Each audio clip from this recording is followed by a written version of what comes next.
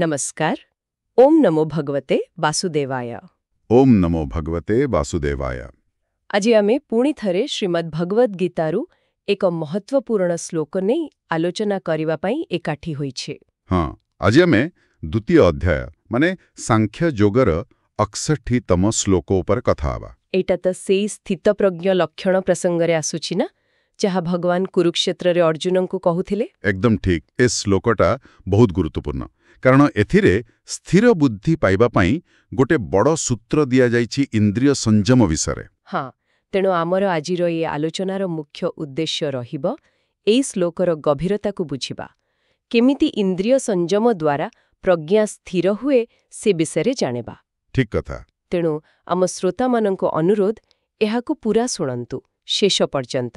ଆଉ ଯଦି ଏମିତି ଆଧ୍ୟାତ୍ମିକ ଆଲୋଚନା ଭଲ ଲାଗୁଛି ତେବେ ଆମ ଚ୍ୟାନେଲକୁ ସବସ୍କ୍ରାଇବ୍ କରିବାକୁ ଭୁଲିବେନି. ନିଶ୍ଚୟ. ଚାଲନ୍ତୁ ତାହେଲେ ଆରମ୍ଭ କରିବା. ମୁଁ ପ୍ରଥମେ ଶ୍ଲୋକଟି ପାଠ କରୁଛି. ହଁ, କରନ୍ତୁ.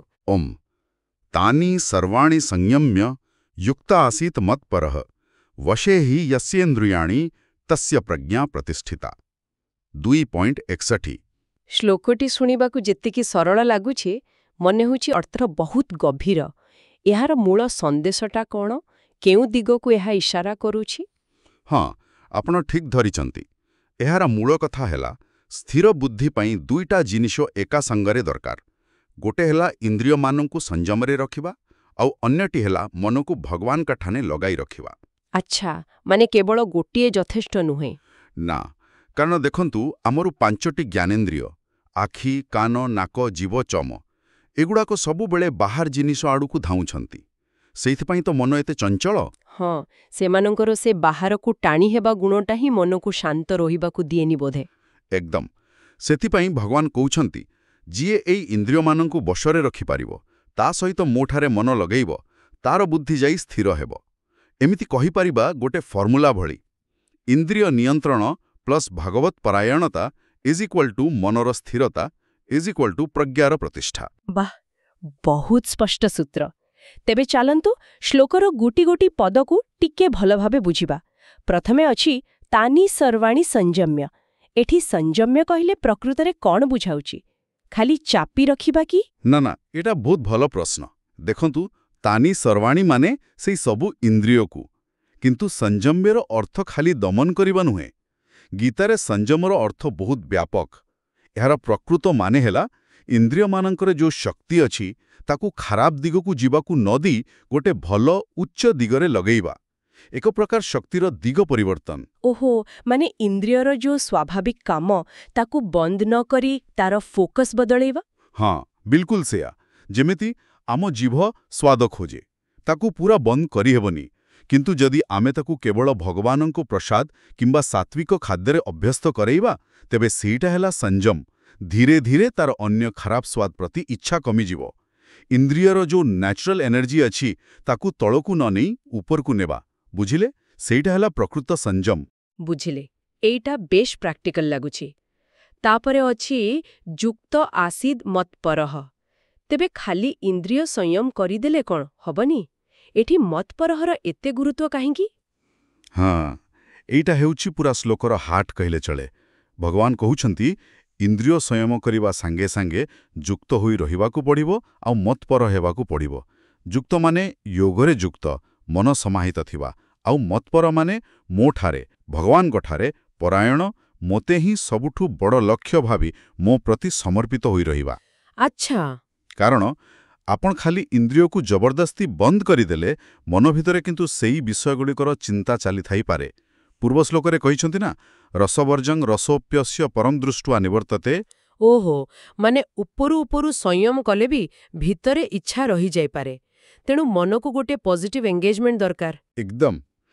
ମନଟା ତ ଖାଲି ରହିପାରିବନି. ତାକୁ ଯଦି ଆମେ ଭଗବାନଙ୍କ ଚିନ୍ତାରେ, ତାଙ୍କ ନାମ ଜପରେ, ତାଙ୍କ ସେବାରେ ଲଗେଇଦେବା, ସେତେବେଳେ ଯାଇ ଇନ୍ଦ୍ରିୟ ସଂଯମଟା ନ୍ୟାଚୁରାଲ ଆଉ ଇଜି ହେଇଯାଏ. ଇନ୍ଦ୍ରିୟ ସଂଯମର ପ୍ରକୃତ ଉଦ୍ଦେଶ୍ୟ ହେଲା ମନକୁ ସେଇ ପରମ ସତ୍ୟରେ, ଭଗବାନଙ୍କଠାରେ ସ୍ଥିର କରିବା. ଏଇଟା ହିଁ ତ ଯୋଗ. ଯୋଗ ମାନେ ଖାଲି ଏକ୍ସରସାଇଜ ନୁହେଁ. ଯୋଗ ମାନେ ଯୋଡ଼ି ହେବା ଆତ୍ମାକୁ ପରମାତ୍ମା ସହିତ. ବାଃ, ଏହା ଯୋଗର ଗୋଟେ ସମ୍ପୂର୍ଣ୍ଣ ଚିତ୍ର ଦେଉଛି. ଆଗକୁ ଯିବା. ବଶେ ୟସ୍ୟେନ୍ଦ୍ରିୟାଣି. ଯାହାର ଇନ୍ଦ୍ରିୟ ଏମିତି ବଶରେ ଥାଏ ତାର କ'ଣ ହୁଏ? କ'ଣ ଫଳ ମିଳେ? ଯାହାର ଇନ୍ଦ୍ରିୟଗୁଡ଼ିକ ଏମିତି ଭାବରେ ବାସ୍ତବରେ ବଶକୁ ଆସିଯାଏ, ତାର ମନ, ବୁଝିଲେ, ସେ ବାହାର ଦୁନିଆର ଟଣାଓଟାରାରେ ଏତେ ସହଜରେ ବିଚଳିତ ହୁଏନି। ମାନେ କିଏ ପ୍ରଶଂସା କଲା କି ନିନ୍ଦା କଲା, ଲାଭ ହେଲା କି କ୍ଷତି ହେଲା, ସୁଖ ଆସିଲା କି ଦୁଃଖ ଆସିଲା, ଏସବୁ ଦ୍ୱନ୍ଦ୍ୱରେ ସେ ସ୍ଥିର ରହିପାରେ। ଗୋଟେ ପ୍ରକାର ଭିତରେ ଶାନ୍ତି ଆସିଯାଏ। ହଁ, ଭିତରେ ଗୋଟେ ସମତା, ଗୋଟେ ଅଟଳ ଶାନ୍ତି ସେ ଅନୁଭବ କରେ। ଆଉ ଯାହାର ଇନ୍ଦ୍ରିୟ ବଶରେ ନଥାଏ ତାର କ'ଣ ହୁଏ? ତା ମନ ତ ସବୁବେଳେ ଅଶାନ୍ତ ରହୁଥିବ। ନିଶ୍ଚୟ। ତାର ମନ ପବନରେ ଦିକଶିଖା ପରି ଥରିଲା ଭଳି। ବାହାରର ଟିକେ କଥା, ଟିକେ ପ୍ରଲୋଭନ ବି ତାର ମନର ବାଲାନ୍ସ ବିଗାଡ଼ି ଦିଏ। ଫଳରେ ତାର ବିବେକ, ତାର ଡିସିସନ୍ ନେବାର ଶକ୍ତି ବି ଦୁର୍ବଳ ହୋଇଯାଏ। ଶେଷ ପାଦରେ କୁହାଯାଇଛି ତସ୍ୟ ପ୍ରଜ୍ଞା ପ୍ରତିଷ୍ଠିତା। ଏଇଟା ହିଁ ସେଇ ସ୍ଥିର ବୁଦ୍ଧିର ଅବସ୍ଥା ଯାହା ଅର୍ଜୁନ ପଚାରିଥିଲେ। ଏକଦମ୍। ଏଇଟା ହେଉଛି ରିଜଲ୍ଟ। ଯେଉଁ ସାଧକ ଏମିତି ଇନ୍ଦ୍ରିୟ ସଂଯମ କରେ, ଭଗବାନଙ୍କଠାରେ ମନ ଲଗାଏ, ଯୋଗରେ ଯୁକ୍ତ ହୋଇ ରହେ, ତସ୍ୟ ପ୍ରଜ୍ଞା ପ୍ରତିଷ୍ଠିତା। ତାର ବୁଦ୍ଧି, ତାର ଜ୍ଞାନ ପୂରାପୂରି ସ୍ଥିର, ଅଚଳ ଆଉ ଆତ୍ମସ୍ୱରୂପରେ ପ୍ରତିଷ୍ଠିତ ହୋଇଯାଏ। ସେ ଜ୍ଞାନରେ ପକ୍କା ହୋଇଯାଏ। ଏଇଟା ହିଁ ସ୍ଥିତପ୍ରଜ୍ଞାର ମୂଳଦୁଆ। ଆମେ ଇନ୍ଦ୍ରିୟ ସଂଯମ କଥା ତ ବୁଝିଲେ, କିନ୍ତୁ ଗୀତା ଇନ୍ଦ୍ରିୟମାନଙ୍କର ନେଚର ବିଷୟରେ କ'ଣ କହୁଛି? କାହିଁକି ଏଗୁଡ଼ାକୁ କଣ୍ଟ୍ରୋଲ କରିବା ଏତେ ଡିଫିକଲ୍ଟ ବୋଲି କୁହାଯାଏ? ହଁ, ଗୀତାର ଠିକ୍ ପୂର୍ବ ଶ୍ଲୋକରେ, ମାନେ 2.60 ରେ ଭଗବାନ ଏକଥା ବହୁତ ସ୍ପଷ୍ଟ କରିଛନ୍ତି। ସେ କହୁଛନ୍ତି, ଇନ୍ଦ୍ରିୟଗୁଡ଼ାକ ଖାଲି ଯେ ଚଞ୍ଚଳ ସେତିକି ନୁହେଁ, ସେମାନେ ପ୍ରମାଥି। ପ୍ରମାଥି, ଏ ଶବ୍ଦର ଅର୍ଥ କ'ଣ? ପ୍ରମାଥି ମାନେ ହେଲା ଅତ୍ୟନ୍ତ ବିକ୍ଷୋଭକାରୀ, ଯିଏ ମନ୍ଥନ କରିଦିଏ, ବହୁତ ବଳବାନ। ସେମାନେ ଏତେ ପାୱାରଫୁଲ୍ ଯେ ସେମାନେ ହରନ୍ତି ପ୍ରସଭମ୍ ମନଃ, ମାନେ ମନକୁ ଜୋର କରି ବଢ଼େଇ କରି ନିଜ ଆଗକୁ ଟାଣି ନିଅନ୍ତି। ବଳପୂର୍ବକ। ମାନେ ଆମେ ନ ଚାହିଁଲେ ବି? ହଁ, ଆମେ ଚେଷ୍ଟା କରୁଥିଲେ ବି। ଆଉ ସବୁଠୁ ବଡ଼ କଥା, ଭଗବାନ ସେଇ ଶ୍ଲୋକରେ କହୁଛନ୍ତି, ଏପରିକି ବିପଶ୍ଚିତର, ମାନେ ଯିଏ ବିବେକୀ, ଜ୍ଞାନୀ, ଆଉ ୟତତଃ, ମାନେ ଯିଏ ଇନ୍ଦ୍ରିୟ ସଂଯମ ପାଇଁ ବହୁତ ଚେଷ୍ଟା ବି କରୁଛି, ଏମିତି ଲୋକର ମନକୁ ବି ଏଇ ବଳୁଆ ଇନ୍ଦ୍ରିୟଗୁଡ଼ାକ ବିଚଳିତ କରିଦେଇ ପାରନ୍ତି। ବାପ୍ରେ, ଏଇଟା ତ ବଡ଼ ୱାର୍ଣ୍ଣିଂ ଭଳି ଲାଗୁଛି। ମାନେ କେହି ଭାବିବା କଥା ନୁହେଁ ଯେ ମୁଁ ଜ୍ଞାନୀ ବା ମୁଁ ବହୁତ ଟ୍ରାଏ କରୁଛି ତେଣୁ ମୁଁ ସେଫ୍। ଏକଦମ୍। ସାଧାରଣ ଲୋକଙ୍କ କଥା ତ ଛାଡ଼ନ୍ତୁ, ଯିଏ ଜାଣିଛି, ଯିଏ ଚେଷ୍ଟା କରୁଛି, ସେ ବି ଏଇ ଇନ୍ଦ୍ରିୟର ପ୍ରବାହରେ ଭାସି ଯାଇପାରେ। ଏଥିପାଇଁ ସବୁବେଳେ ସାବଧାନ ରହିବା ଦରକାର। କାରଣଟା କ'ଣ? ଇନ୍ଦ୍ରିୟର ନିଜ ବିଷୟ ପ୍ରତି ଏତେ ଆଟ୍ରାକ୍ସନ୍ କାହିଁକି? ସେଇଟା ତାର ସ୍ୱଭାବ। ଆଖିକୁ ସୁନ୍ଦର ରୂପ ଭଲ ଲାଗେ, କାନକୁ ମଧୁର ଶବ୍ଦ, ଜିଭକୁ ସ୍ୱାଦିଷ୍ଟ ଜିନିଷ। ଏଇ ଯୋଉ ନ୍ୟାଚୁରାଲ ଆଟ୍ରାକ୍ସନ୍ ଅଛି, ସେଇଟା ଏତେ ଷ୍ଟ୍ରଙ୍ଗ ଯେ ବେଳେବେଳେ ଆମ ଭଲମନ୍ଦ ବିଚାର ବୁଦ୍ଧିକୁ ବି ଦବେଇ ଦିଏ। ଏଇଠି ବୋଧେ ସେ ଜ୍ଞାନ ଆଉ ଅନୁଭବ ଭିତରେ ଯୋଉ ଫରକ କଥା ଆସୁଛି ନା, ଖାଲି ଜାଣିଲେ ହବନି, ଅନୁଭବ କରିବା ଦରକାର। ଏକଥାକୁ ଟିକେ ବୁଝେଇବେ? ହଁ, ଏଇଟା ଗୋଟେ ବହୁତ ଗୁରୁତ୍ୱପୂର୍ଣ୍ଣ ପଏଣ୍ଟ। ଦେଖନ୍ତୁ, ଆମେ ବହି ପଢ଼ି ଜାଣିଗଲୁ କିମ୍ବା କାହାଠୁ ଶୁଣି ଜାଣିଗଲୁ ଯେ ହଁ, ଇନ୍ଦ୍ରିୟ ସଂଯମ ଭଲ କଥା, କିନ୍ତୁ ସେତିକିରେ କାମ ହୁଏନି। ଯେତେଦିନ ଯାଏଁ ସେଇ ଜାଣିବାଟା ଆମର ନିଜର ଗଭୀର ଅନୁଭବରେ ପରିଣତ ହେଇନି, ସେତେଦିନ ଯାଏଁ ଇନ୍ଦ୍ରିୟର ଟଣାଟା ଆମ ଉପରେ କାମ କରିବ। ଗୋଟେ ସହଜ ଉଦାହରଣ ଦେଇ କହିପାରିବେ? ନିଶ୍ଚିତ। ଯେମିତି ସମସ୍ତେ ଜାଣନ୍ତି ନିଆଁ ପୋଡ଼େ, ଏଇଟା ହେଲା ଶୁଣା ଜ୍ଞାନ। କିନ୍ତୁ ଯଦି କାହାର ହାତ ଭୁଲରେ ନିଆଁରେ ବାଜିଯାଏ ଆଉ ସେ ପୋଡ଼ି ହେବାର କଷ୍ଟଟା ନିଜେ ଅନୁଭବ କରେ, ତାପରେ ଯାଇ ତାର ସେଇ ଜ୍ଞାନଟା ଦୃଢ଼ ହୁଏ। ହଁ, ତାପରେ ସେ ଆଉ ନିଆଁ ପାଖକୁ ଯିବାକୁ ଡରିବ। ଠିକ୍ ସେମିତି ଇନ୍ଦ୍ରିୟ ସଂଯମ କରିବା କଥା ବୋଲି ଖାଲି ଜାଣିବା ଆଉ ଇନ୍ଦ୍ରିୟର ବଶରେ ପଡ଼ି କଷ୍ଟ ପାଇବା ପରେ ସେଥିରୁ ଶିଖିବା, ଏ ଦୁଇଟା ଭିତରେ ବହୁତ ଫରକ। ଅନୁଭବଟା ହିଁ ଜ୍ଞାନକୁ ଜୀବନ୍ତ କରେ, ତାକୁ ପ୍ରକୃତିରେ କାମରେ ଲଗେଇବାକୁ ଶିଖାଏ। ବୁଝିଲି। ମାନେ ଅନୁଭବରୁ ଆସିଥିବା ଜ୍ଞାନ ହିଁ ବେଶୀ କାମ ଦିଏ। ଆପଣ ଆଗରୁ କହୁଥିଲେ ସଂଯମ ମାନେ ଦମନ ନୁହେଁ, ଦିଗ ପରିବର୍ତ୍ତନ। ଯୋଗ ସାଧନାରେ ଏଇ ଇନ୍ଦ୍ରିୟ ନିୟନ୍ତ୍ରଣର ଦିଗ ପରିବର୍ତ୍ତନଟା କେମିତି କରାଯାଏ? ଯୋଗର ତା ମୂଳ ଉଦ୍ଦେଶ୍ୟ ହେଲା ଚିତ୍ତବୃତ୍ତିକୁ ଶାନ୍ତ କରିବା, ଯାହା ଇନ୍ଦ୍ରିୟ ନିୟନ୍ତ୍ରଣ ବିନା ସମ୍ଭବ ନୁହେଁ। ଆଉ ଏହି କଣ୍ଟ୍ରୋଲର ସବୁଠୁ ଭଲ ଆଉ ପର୍ମାନେଣ୍ଟ ଉପାୟ ହେଲା ଇନ୍ଦ୍ରିୟମାନଙ୍କର ଯୋଉ ସ୍ୱାଭାବିକ ଟେଣ୍ଡେନ୍ସି ଅଛି, ତାକୁ ଭଗବାନ କାର୍ଡ଼କୁ ମୋଡ଼ିଦେବା। ତାଙ୍କ ଏନର୍ଜିକୁ ୱେଷ୍ଟ ନ କରି ଭଗବାନଙ୍କ କାମରେ ଲଗେଇବା। ହଁ, ସେଇଆ। ଏହାର କିଛି ପ୍ରାକ୍ଟିକାଲ ଉଦାହରଣ ଦେଲେ ଆହୁରି ସ୍ପଷ୍ଟ ହେବ। ହଁ, ଦୟାକରି କୁହନ୍ତୁ, ଡେ ଟୁ ଡେ ଲାଇଫରେ କେମିତି କରିହବ? ଦେଖନ୍ତୁ, ଯଦି ଆଖି ଦେଖିବାକୁ ଚାହୁଁଛି ତେବେ ସଂସାରର ଏଣୁତେଣୁ କ୍ଷଣସ୍ଥାୟୀ ଜିନିଷ ଦେଖିବା ବଦଳରେ ଭଗବାନଙ୍କର ସୁନ୍ଦର ରୂପ, ମନ୍ଦିରର କାରୁକାର୍ଯ୍ୟ, ପ୍ରକୃତିର ସୁନ୍ଦରତା କିମ୍ବା ସାଧୁସନ୍ତଙ୍କର ଦର୍ଶନ କରୁ। ଆଚ୍ଛା। ଯଦି କାନ ଶୁଣିବାକୁ ଚାହୁଁଛି ତେବେ ଫାଲତୁ କଥା, ନିନ୍ଦା, ଗପସପ୍ ଶୁଣିବା ବଦଳରେ ଭଗବାନଙ୍କ ନାମ କୀର୍ତ୍ତନ, ଭଜନ, ଭଲ ଶାସ୍ତ୍ର କଥା, ସତ୍ସଙ୍ଗ ଶୁଣୁ। ଯଦି ଜିଭ ସ୍ୱାଦ ଚାହୁଁଛି ତେବେ ଯାହା ତାହା ଖାଇବା ବଦଳରେ ଭଗବାନଙ୍କୁ ଭୋଗ ଲଗା ହୋଇଥିବା ସାତ୍ତ୍ୱିକ ପ୍ରସାଦ ଖାଉ। ଏମିତି ଭାବେ ସବୁ ଇନ୍ଦ୍ରିୟକୁ ଯଦି ଆମେ ଭଗବାନଙ୍କ ସେବାରେ ଲଗେଇଦେବା ତେବେ ସେମାନେ ଆପେ ଆପେ ଶୁଦ୍ଧ ହେଇଯିବେ ଆଉ ମନକୁ ବି ଆଉ ଡିଷ୍ଟର୍ବ କରିବେନି। ଏଇଟା ହିଁ ଭକ୍ତିଯୋଗ ଆଉ ରାଜଯୋଗର ମିଶ୍ରଣ। ବାଃ, ଏହା ପ୍ରକୃତରେ ଗୋଟେ ବହୁତ ସୁନ୍ଦର ଆଉ ପଜିଟିଭ ଅପ୍ରୋଚ୍। କିନ୍ତୁ ଆଜିକାଲି ଯୁଗରେ ଯୋଉଠି ଚାରିଆଡ଼େ ଖାଲି କନଜମ୍ପସନ୍ ଆଉ ଇନ୍ଦ୍ରିୟଙ୍କୁ ଟାଣିବା ପାଇଁ ଏତେ ଜିନିଷ, ଏ ଶ୍ଲୋକଟା କେତେ ରେଲେଭେଣ୍ଟ? ମୋତେ ତ ଲାଗୁଛି ଆଜିର ଯୁଗରେ ଏହାର ରେଲେଭେନ୍ସ ଆହୁରି ବଢ଼ିଯାଇଛି, ବହୁତ ବଢ଼ିଯାଇଛି। କେମିତି? କାରଣ ଆଜି ଆମ ଇନ୍ଦ୍ରିୟମାନଙ୍କୁ ଲୋଭ ଦେଖାଇବା ପାଇଁ ଯେତେ ପ୍ରକାର ସାଧନ ଅଛି ସେତେ ଆଗରୁ କେବେ ନଥିଲା। ଆଜିର ପାଠୁଆ ବୁଦ୍ଧିଆ ଲୋକ ବି ଏଇସବୁ ଲୋଭରେ ସହଜରେ ଫସି ଯାଉଛନ୍ତି। ଆପଣ କୋଉ ଲୋଭ କଥା କହୁଛନ୍ତି ମୁଖ୍ୟତଃ? ମୁଖ୍ୟତଃ ଏଇ ଡିଜିଟାଲ ଦୁନିଆ, ସୋସିଆଲ ମିଡିଆ, ସ୍ମାର୍ଟଫୋନ୍, OTT ପ୍ଲାଟଫର୍ମସରେ ଅସରନ୍ତି ଏଣ୍ଟରଟେନମେଣ୍ଟ, ଅନଲାଇନ୍ ସପିଂ, ଏ ଯେଉଁ କନଜ୍ୟୁମର କଲଚର, ଏସବୁ ଆମର ଇନ୍ଦ୍ରିୟକୁ ବିଶେଷ କରି ଆଖି ଆଉ କାନକୁ 24 ଘଣ୍ଟା ବାନ୍ଧି ରଖିଛି। ହଁ, ଏକଥା ତ ସତ୍। ଆମର ସମୟ, ଶକ୍ତି ଆଉ କନସେଣ୍ଟ୍ରେସନ୍ ସବୁ ନେଇଯାଉଛି। ଏକଦମ। ତେଣୁ ଏ ଯୁଗରେ ସଂଯମ୍ୟ ଆଉ ମତ୍ପରହର ଅର୍ଥ ଆହୁରି ଗଭୀର ହୋଇଯାଉଛି। ତେବେ ଏ ଯୋଉ ଆଧୁନିକ ମାୟାଜାଲ, ଏଥିରୁ ବାହାରିବାର ବାଟ କ'ଣ? ଏ ଶ୍ଲୋକ କିଛି ବାଟ ଦେଖଉଛି କି? ହଁ, ବାଟ ସେଇ ଏକା ଯାହା ଭଗବାନ କହୁଛନ୍ତି, ସଂଯମ୍ୟ ଆଉ ଯୁକ୍ତ ଆସୀତ ମତ୍ପରହ। ଆଜିର କଣ୍ଟେକ୍ସଟ୍ରେ ଏହାର ମାନେ ହେବ, ପ୍ରଥମେ ଅୱେରନେସ୍। ଆମକୁ ଜାଣିବାକୁ ପଡ଼ିବ ଯେ ଆମେ କୋଉଠି ଆଉ କେମିତି ଆମର ଇନ୍ଦ୍ରିୟ ଶକ୍ତିକୁ ଖର୍ଚ୍ଚ କରୁଛୁ। ସେଲ୍ଫ ଅୱେରନେସ୍। ଦ୍ୱିତୀୟରେ ସେଲ୍ଫ କଣ୍ଟ୍ରୋଲ। ଜାଣିଶୁଣି ଗୋଟେ ସୀମା ଟାଣିବାକୁ ପଡ଼ିବ। କେତେ ସମୟ ଦେବା, କ'ଣ ଦେଖିବା, କ'ଣ ଶୁଣିବ। ଆଉ ତୃତୀୟରେ ସବୁଠୁ ଜରୁରୀ, ସେଇ ଶକ୍ତିକୁ, ସେଇ ସମୟକୁ ଗୋଟେ ଭଲ କାମରେ, ଗୋଟେ ହାୟର ପର୍ପୋଜରେ ଲଗେଇବା। ତାହା ଆଧ୍ୟାତ୍ମିକ ଅଭ୍ୟାସ ହେଉ କି କିଛି କ୍ରିଏଟିଭ କାମ ହେଉ। ଯିଏ ଏମିତି ସବୁବେଳେ ସଜାଗ ରହିବ, ଭିଜିଲେଣ୍ଟ ରହିବ, ସେ ହିଁ ଏଇ ଡିଜିଟାଲ ଫ୍ଲଡରେ ନିଜକୁ ବଞ୍ଚେଇ ପାରିବ। ଏ ସଜାଗତା ବା ଭିଜିଲେନ୍ସ କଥାଟା ବାରମ୍ବାର ଆସୁଛି।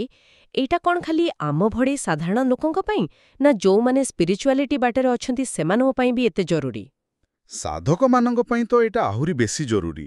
କାରଣ ସେମାନେ ତ ଜପ, ତପ, ଧ୍ୟାନ କରି ମନ ଆଉ ଇନ୍ଦ୍ରିୟକୁ ବଶ କରିବାକୁ ଚେଷ୍ଟା କରୁଛନ୍ତି। କିନ୍ତୁ ଆମେ ଯେମିତି ଆଲୋଚନା କଲେ, ଇନ୍ଦ୍ରିୟଗୁଡ଼ାକ ହେଲେ ପ୍ରମାଥି, ବହୁତ ବଳୁଆ। ଟିକିଏ ଅସାବଧାନତା, ଟିକିଏ ଅହଙ୍କାର ଯେ ମୁଁ ତ ଏତେ ସାଧନା କରିନି, ମୋର ଆଉ କ'ଣ ହବ, ଏଇ ଭାବନା ହିଁ ପତନର କାରଣ ହୋଇପାରେ।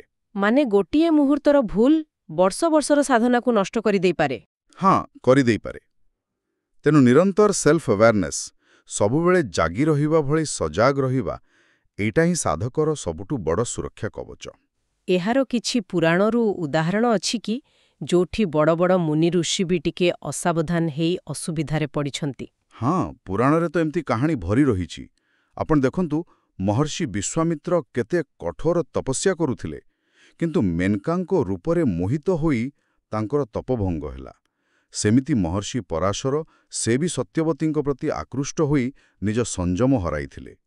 ଏଇ ଉଦାହରଣ ସବୁ କାହାକୁ ଛୋଟ କରିବା ପାଇଁ ନୁହେଁ, ଏଗୁଡ଼ିକ ଆମକୁ ଶିଖାଏ ଯେ ଇନ୍ଦ୍ରିୟର ଶକ୍ତି କେତେ ବେଶୀ ଆଉ ସାଧନାର ବାଟରେ ସଜାଗ ରହିବାଟେ କେତେ ଜରୁରୀ, ସେ ଯେତେ ବଡ଼ ସାଧକ ହେଲେ ବି। ତେବେ ଏଇ ଯୋଉ ପୁରା ଆଲୋଚନା ହେଲା, ଏଥିରୁ ଶ୍ଲୋକ 2.61ର ମୁଖ୍ୟ କନକ୍ଲୁଜନ୍ ବା ସିଦ୍ଧାନ୍ତ କ'ଣ ବାହାରୁଛି? ମୁଖ୍ୟ ସିଦ୍ଧାନ୍ତକୁ ଆମେ କେତୋଟି ପଏଣ୍ଟରେ ସମରାଇଜ୍ କରିପାରିବା। ଇନ୍ଦ୍ରିୟଗୁଡ଼ାକ ନ୍ୟାଚୁରାଲି ବହୁତ ପାୱାରଫୁଲ୍ ଆଉ ମନକୁ ବିଚଳିତ କରିବାବାଲା ପ୍ରମାଥି। ସେମାନେ ଖାଲି ସାଧାରଣ ଲୋକ ନୁହେଁ, ଜ୍ଞାନୀ ଆଉ ଚେଷ୍ଟା କରୁଥିବା ସାଧକଙ୍କୁ ବି ବାଟବଣା କରିପାରନ୍ତି।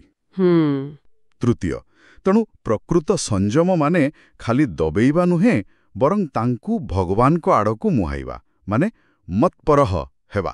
ଏ ସଂଯମ ଆଉ ସମର୍ପଣର ବାଟରେ ସଫଳ ହେବା ପାଇଁ କଣ୍ଟିନ୍ୟୁଅସ୍ ଭିଜିଲେନ୍ସ ବା ସଜାଗତା ନିହାତି ଦରକାର। ଯିଏ ଏମିତି ଭାବରେ ଇନ୍ଦ୍ରିୟକୁ ବଶରେ ରଖି ମନକୁ ଭଗବାନଙ୍କଠାରେ ସ୍ଥିର କରେ, ତାର ହିଁ ପ୍ରଜ୍ଞା ପ୍ରକୃତିରେ ସ୍ଥିର ବା ପ୍ରତିଷ୍ଠିତା ହୁଏ। ଏଥିରୁ ଆମେ ଆମର ପ୍ରାକ୍ଟିକାଲ ଲାଇଫ୍ ପାଇଁ କ'ଣ ମୁଖ୍ୟ ଶିକ୍ଷା ନେଇପାରିବା? ହ୍ୱାଟ୍ ଆର୍ ଦ କି ଟେକ୍ଅୱେଜ୍? ଦେଖନ୍ତୁ, ଅନେକ ମୂଲ୍ୟବାନ ଶିକ୍ଷା ମିଳୁଛି। ପ୍ରଥମ କଥା, ଖାଲି ବହି ପଢ଼ା ଜ୍ଞାନ କି ଶୁଣା କଥା କାଫି ନୁହେଁ। ଜୀବନରେ ଚେଞ୍ଜ ଆଣିବା ପାଇଁ ଅନୁଭବ ଆଉ ରେଗୁଲାର କନସିୟସ୍ ପ୍ରାକ୍ଟିସ୍ ଦରକାର। ହଁ, ଏକଥା ଆପଣ କହିଥିଲେ।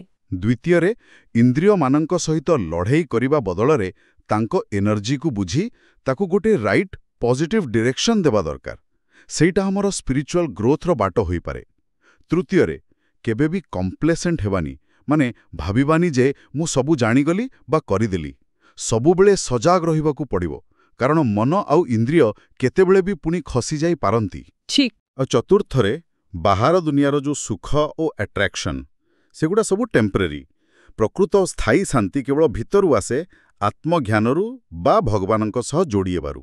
ଏତେ ଗଭୀର କଥାକୁ ସହଜରେ ମନେ ରଖିବା ପାଇଁ କିଛି ଗୋଟେ ଆନାଲଜି ବା ଉପମା ଦେଇପାରିବେ କି?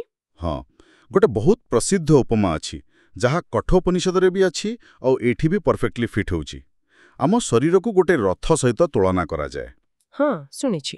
ସେଥିରେ ଇନ୍ଦ୍ରିୟମାନେ ହେଲେ ଘୋଡ଼ା, ମନ ହେଲା ଲଗାମ, ବୁଦ୍ଧି ହେଲା ସାରଥୀ ଆଉ ଆତ୍ମା ହେଲା ସେଇ ରଥରେ ବସିଥିବା ମାଲିକ ବା ରଥୀ। ଆଚ୍ଛା।